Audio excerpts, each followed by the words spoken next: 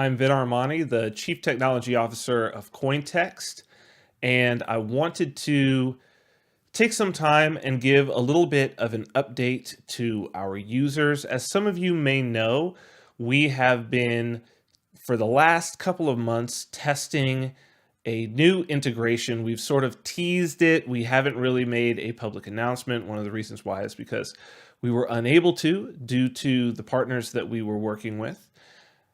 So I wanted to give an update on that. Our planned partnership, our planned rollout was an integration with the new business platform for WhatsApp called WhatsApp Business. We're already in 42 countries with SMS. This would have given us global reach.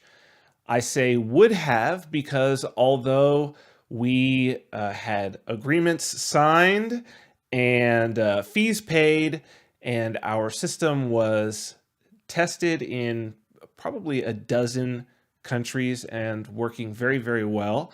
Thank you to our beta testers who were so kind as to help us during that period.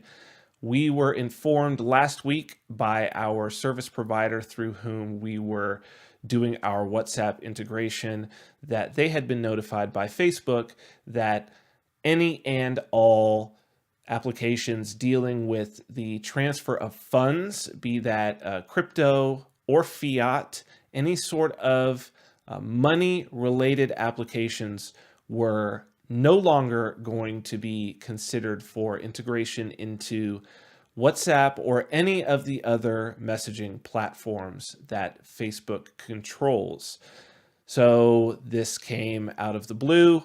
As I said, everything seemed as though it was going along. It affects not just us, but as I understand it, dozens, if not hundreds of other applications through several global providers that we're going to be launching on WhatsApp. These include some major financial institutions, potentially some banks as well.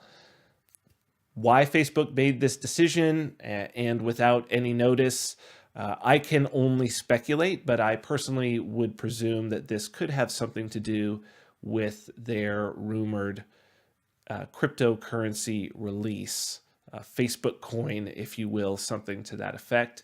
So what does this mean? Well, it's incredibly disappointing for us, of course. We were looking forward to this, and CoinText is a for-purpose company. Our purpose is to make it as easy as possible for the most people in the world to use cryptocurrency.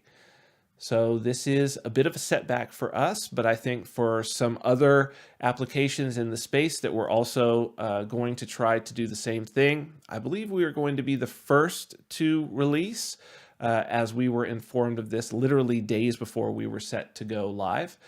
But it will definitely affect that application for the entire ecosystem moving forward. Now, of course, we've been told that this policy could change. Who knows? We're not banking on it.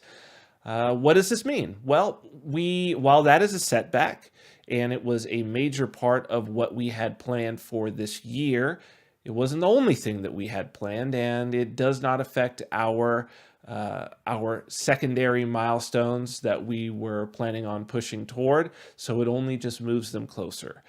We have shifted our focus. Over the year, we gave a shot to offering multiple currencies, heavily considered it, both with Dash, Litecoin, Ravencoin, had some minor integrations with BTC, which we didn't really make public.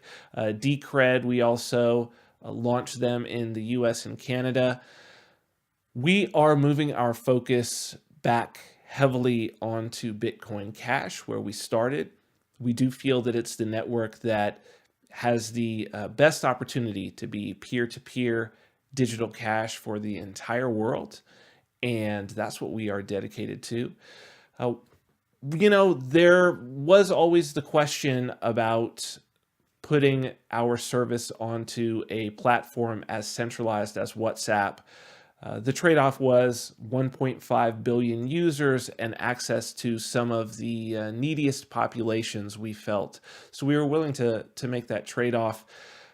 SMS is much more decentralized, and we have a plan that we are pushing through to add functionality so that wallets, many more wallets, will be able to integrate with CoinText, being able to send to your contacts from right out of a software wallet, completely non-custodial, such that you might not, if you wanted to, even have to use the CoinText service via SMS.